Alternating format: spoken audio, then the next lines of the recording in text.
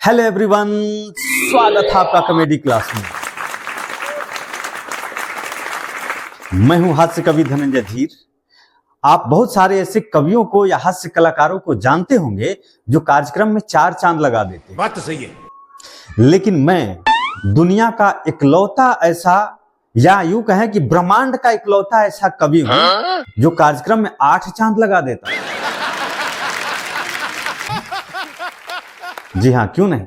मुझे पता है कि आप लोगों में से कई लोगों की भौं तन गई होंगी कि भाई 8 चांद तो होते ही नहीं है, ये लगा कैसे देगा। तो इस पे मेरा कहना है कि होते तो 4 चांद भी नहीं है, फिर भी वर्षों से लोग लगा रहे हैं और सामने वाले ताली भी बजा रहे हैं। भाई चांद पे इतनी ज्यादाती क्यों, 4 तक ही क्यों सीमित रखे हैं उसे। वर्षों से 4 चांद लगा रहे हैं, 4 चांद लगा रहे हैं, क्यों? हम गुलाम हैं किसी के? हम 8 चांद लगाएंगे, 12 चांद लगाएंगे, 16 चांद, 20 चांद लगाएंगे। जब 2G के बाद 3G, 4G, 5G और न जाने और कितने G आने वाले हैं, तो वर्षों से 4 चांद पे ही क्यों अटके रहे भाई? हमारी मर्जी। वो तो मेरी मासूमियत है, भोलापन है, अच्छा मेरी सच्चरित्रता है कि मैं 8 चांद ही लगा रहा हूं। नहीं तो मुझे तो 20 चांद, 25 चांद, 30 चांद, पता नहीं कितने सारे चांद लगाने चाहिए थे अब तक। खैर इसको छोड़िए, हालांकि इस पे विचार जरूर कीजिएगा, लेकिन इसको छोड़िए, अब दूसरे टॉपिक पे आते हैं। एक दिन मेरे एक रिश्तेदार ने मेरे से पूछा कि आप पान गुटखा नहीं ना खाते? अभी मजा आएगा। अच्छा, ये रिश्तेदार नाम के जो प्राणी होते हैं, ये मुफ्त का ज्ञान बहुत देते हैं, पैसा कभी नहीं देते।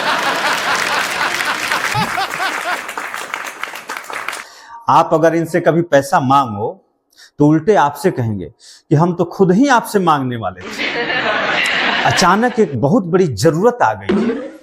अच्छा, एक्सप्रेशन भी ऐसा बनाएंगे कि बात बिल्कुल सच्चा लगेगा। अच्छा, एक बात जरूर कहेंगे, पैसा क्या है, हाथ का मैल है। तो मन करता है कि कह दें, तो फिर दिक्कत क्या है? 1 महीना तक नहीं नहाइए, फिर डायरेक्ट बैंक में जाइए, वहां कैशियर को बुलाइए, या कैशियर के पास जाइए और उसको कहिए कि एक बड़ा सा थाली लाए, फिर पानी मंगाइए, उसमें हाथ धो लीजिए और कैशियर को कहिए कि आपके अकाउंट में डिपॉजिट कर दो। भाई आज तक मुझे ये बात समझ नहीं आई कि पैसा क्या है, हाथ का मैल है का मतलब क्या होता है, लोग कहता क्यों है। खैर मेन टॉपिक पे आते हैं। मेरे रिश्तेदार ने पूछा कि आप पान गुटखा नहीं ना खाते हैं? मैंने मजाक में कह दिया कि खाता हूं। अब तो मेरे पीछे ही पड़ गए, पूरे 2 घंटे इसके दुष्परिणाम समझाए।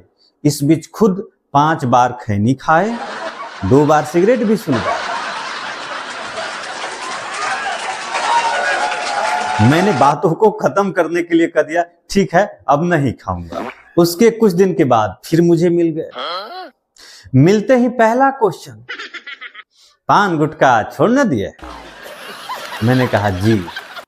बहुत खुश हुए, खुश होकर के कह रहे हैं चलिए आपको मिठाई खिलाते हैं। इस बार मुझे शरारत सूझी, मैंने सोचा इस बार मैं इन्हें नानी याद दिलाऊंगा। मैंने कहा मिठाई छोड़िए, पैसा ही दे दीजिए। तो बोले कि क्या कीजिएगा पैसा लेकर? मैंने बोला दारू पीऊंगा। अब तो गुस्से में तमतमा गए। आपको नहीं मालूम दारू से लीवर खराब हो जाता है। मैंने कहा मिठाई से डायबिटीज हो जाता है। फिर धीरे धीरे सारा अंग खराब हो जाता है। तब बोले दारू से जल्दी खराब हो जाता है, आदमी जल्दी मर जाता है। मैंने कहा मिठाई से धीरे धीरे खराब होता है और फिर आदमी ताउम्र बीमार रहता है, जिंदगी भर घुट घुट के जीता है और अंततः मर भी जाता है। तब बेचारे सोच में पड़ गए, शायद खुद ही दारू पीने का सोचने लगे। तब मुझे उन पे दया आई और मैंने कहा कि मैं ना तो किसी तंबाकू उत्पाद का सेवन करता हूं और ना ही किसी तरह का अल्कोहल ही ग्रहण करता हूं, और दुनिया को भी ये बताना चाहता हूं कि नशीले पदार्थों को चाहे जो भी हाथ लगाएगा, नशीले पदार्थों को चाहे जो भी हाथ लगाएगा, चिड़िया चुगेगी खेत, बाद में बहुत पछताएगा। डॉक्टर्स की तो छोड़ो, उसकी औकात ही क्या है, उसे तो खुद भगवान भी नहीं बचा पाएगा, उसे तो खुद भगवान भी नहीं बचा